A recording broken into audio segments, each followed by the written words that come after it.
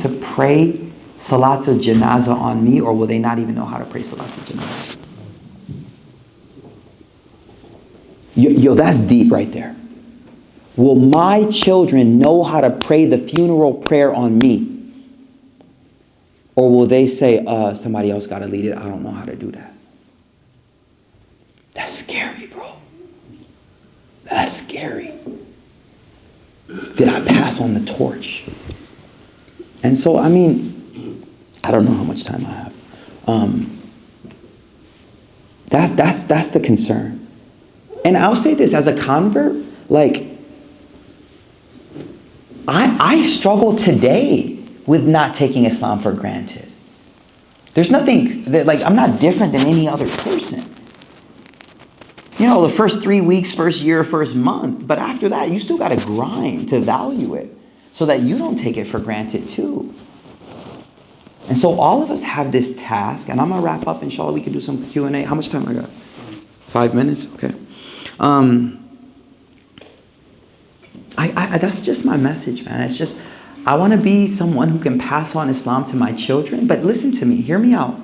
I want to share something else, okay? Since I have 5 minutes, hear me out on this. Every son from a young age looks up to their father as Superman, strongest man in the world. Every daughter looks up to her Baji as the greatest big sister in the world. We all idolize the ones that came before us, okay? But I want you to think of something. What if some of us are holding back in our spirituality because we don't want to go beyond the spirituality of our parents? Think deep what I'm about to say here. You grew up, you never saw dad praying. You never saw dad praying. So you actually hold back out of fear that I surpassed that. Here's my message to you. That's not what Abraham did. Abraham saw his dad here, and he said, Dad, I got to go forward. And then he said, Dad, come with me. Dad didn't come with him. Cool, no problem. Every man chooses their own rank. But here's another verse. وَالَّذِينَ آمَنُوا وَاتَّبَعَتْهُمْ ذُرِّيَّتُهُمْ بِإِيمَانٍ أَلْحَقْنَا بِهِمْ ذُرِّيَّتَهُمْ وَمَا أَلَتْنَاهُمْ مِنْ عَمَلِهِمْ مِنْ شَيْءٍ. Beautiful verse. Allah subhanahu wa ta'ala, He says, those who believe and their children follow them in faith. Okay, let me tell you the backdrop before I finish the verse. The Sahaba, they're really focused on akhirah. The Sahaba are super akhirah focused. Super akhirah focused. Their whole focus is heaven and hell. Dunya is just quick, I'm getting through this, and they're focused on akhirah. So they're thinking all the time in terms of hereafter. So one day they're all talking and they're like, yo, if our children are more pious than us, or we're more pious than our children, then we won't be on the same level in Jannah. Like all their problems are like akhirah problems. You know what I'm trying to say? Like crazy. All our problems are dunya problems. All their problems were like, but how are we gonna... I'll give you another example. There's this one guy.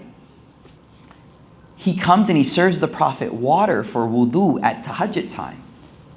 And he waits outside the Prophet's door in the 3 a.m. to give him water. The Prophet takes the water and he's so impacted by this man's action, he says, is there anything I can ask Allah for you? He says, I just want to be close to you in Jannah. So then you would think like, oh, that was the great answer. Like my wife asked me, she says, do you want anything? I just want you. I just want you, man. I just want you. You're like, yo, perfect answer. But then the Prophet's smart, because then the Prophet goes, okay, anything else? And you know, for most of us, we'd be like, رَبَّنَا آتِنَا فِي الدُّنْيَا حَسَنَةً وَفِي الْآخِرَةِ. We'd be like, well, since I got another question, oh, all right, I need a lot of money right now. So the Prophet follows it up and he's like, is there anything else you want? And he goes, no. What? He's, no, that's what I want. That's all I want. And the Prophet says, عَيْنِي عَلَى نَفْسِكَ بِكَثْرَةِ السُّجُودِ. He goes, all right, help me help you by doing a lot of prayer. He didn't even tell him like, you got it, bro, you got it. He said, help me help you by doing a lot of prayer. So they were focused only on akhirah. Their mind was about the hereafter. That's all they thought about. So they were thinking one day, they're just talking, and they're like, hey, so if the kids are more pious than the parents, the kids are going to be at a higher level. Or if the parents are more pious, the parents are going to be at a higher level. How are we going to all be in Jannah and we're at different levels? They're only thinking about akhirah. Have you guys ever thought that we'll be the same age as our children in Jannah? Isn't that crazy, yo? Like you and your son, same age, yo. Like, yo, what's up, bro? What's going on?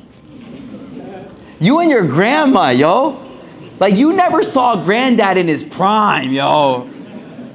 And granddad like, yo, you don't know who I was. You're like, yeah, granddad, whatever. You see an old picture, you're like, dang, you was GQ, Gramps. Yo, you was slaying him out there, granddad. You gonna be with grandma in her prime. Children, parents, grandparents, all same age. Jannah's next level, bro. Jannah is next level. We don't talk about Jannah enough, man. Jannah is where it's at. That's where your mind should be. It shouldn't be in dunya. Dunya is whack. Dunya is I. You know I? That's dunya. It's I. But the mind should be, I'm tired of dunya, y'all. I'm sorry. You get it. The moment you got it, you feel like I already don't want it. The nature of dopamine is the moment you get what you were seeking, the dopamine is gone. That's why your Amazon, you got packages arriving for the next 3 weeks. So you can keep opening up new packages. Because the moment you open it, you're like, oh, what did I get today? And the moment you take it out, now the dopamine release is done. They say when you're eating a steak, the greatest dopamine release is not when you taste it, it's the millisecond before it goes in your mouth. By nature, dunya is something it never satiates you. And that's what an addict is. An addict is someone constantly chasing the next dopamine hit. Dunya is not it, y'all. Dunya is not it. Akhirah is where your heart needs to be focused on. This is going to be gone soon. And some of y'all are like 20 years old, 25. You're like, oh, I got a lot of life ahead of me. It's like, bro, you got like 10 more years and you're an unk, yo. I'm sorry. I got to break it to you. In 10 more years, these 16-year-olds going to be looking at you like, dang, you old. 10. Some of y'all, you already old. You know, the thing about aging is, y'all don't realize, I ain't going to expose my age, whatever, but right, because black don't crack, you don't know how old I am, so, right? May Allah bless, Allah protect. No, seriously, y'all don't realize something. The soul doesn't have an age. The ruh inside of us, it doesn't have an expiration date, so it doesn't age. It's limitless. So the body ages, and so you look in the mirror and you realize you're older, but your body still thinks you're like 18. That's why we get ACL tears on the basketball court. Because your ruh is like, and the body's like, bro, hold up. And then the ACL tears. And your wife is like, you're dumb. But what you don't realize, you don't get it though. Ask any person of any age, they don't feel that age. Their soul feels like that 18-year-old, because the soul is limitless. So subhanAllah, like this rule, our life is so short. Stop focusing on dunya. Stop focusing on dunya. So the Sahaba, let's come back. I got to wrap it up. The Sahaba are worried. The companions of Muhammad, they're sitting there and they're like, what are we going to do? We're all going to be on different levels in Jannah. the verses revealed that I just recited. وَالَّذِينَ آمَنُوا وَاتَّبَعْتُمْ ذُرِّيَّتُهُم بِإِيمَانٍ أَلْحَقْنَا بِهِمْ ذُرِّيَّتُهُم وَمَا أَلَتْنَاهُم مِّنْ عَمَلِهِم مِّن شَيْءٍ. Allah says, listen, here's the rule. You ready for the rule? Y'all ain't ready for this one. The rule is, wherever the highest family member is, be they child or adult, the whole family lifts up to that level. You got work to do, bro. Wherever, if grandma, but don't be trying to like, I'm just gonna go on grandma's, like, you know what I mean? Because you still gotta get there. But once you there, oh, then Allah's like, nah, I'm gonna bring y'all up to the same level. Now don't think I'm just gonna coast to Jannah on granddad. No. وَلَا تَزِرُ وَازِرَةٌ وِزْرَ أُخْرَى. Everyone bears their own burden.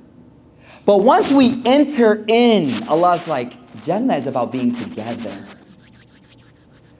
And so I'm going to elevate. So sometimes there's some of us who our dad, rahimahullah, he was a good guy, but he wasn't like deening. And I'll tell you why he wasn't deening, because he was building the economic thing that you're thriving off right now. But anyways, about that. These masajid were built by those uncles, by the way. And aunties too, of course. So we're benefiting from that right now. But as a son, as a daughter, my thought is, I got to go past them spiritually. I'm not going to be held back by them. I'm going to surpass them. Why? Because I could be the one that lift them up in the akhirah the way they lifted me up in the dunya. The way they lifted me up here. Dad came to America in the 50s, 60s, 70s. Grinded when there was no Ahmeds or Muhammads, no masjids. Arlington, Fort Worth, a masjid in Arlington, Fort Worth? What masjid in Arlington, Fort Worth? 40 years ago. And now they're old, they're tired, maybe passed away. But here we are. And here you are. With generational wealth. And you're able to sit in this masjid comfortable right now and just think about religion because of the work they put in. So now what's your job is, okay, Dad, I see what you did. Now it's my turn. Now it's my turn. And Baba in his grave is seeing the righteousness you do, and he's saying, that's my boy. Ye mera beta. Ye mera beta. MashaAllah. That's my daughter. That's my son. He's lifting me up right now. Put in the work. Value the deen. Hold on to it. And just remember, you're not doing God any favors. May Allah accept from us. Assalamu alaikum.